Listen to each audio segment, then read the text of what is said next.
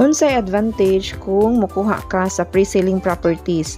Una, makuha nimo siya sa introductory price pa lamang. Nay mga developer nga mo-offer sila og mga discount. Ikaduha, flexible iyahang payment terms. Wala nag-required og down payment. Dili ka kinahanglan mo pagawas og dako nga kwarta. Ang down payment pwede nimo siya bayaran up to 24 months or naasay 36 months.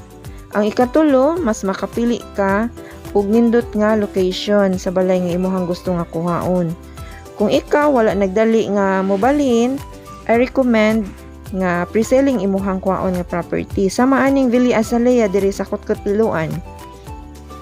Sa nagdevelop pa sa yuta niya gihimo pa ang mga karsada, daghan na nagatang ani.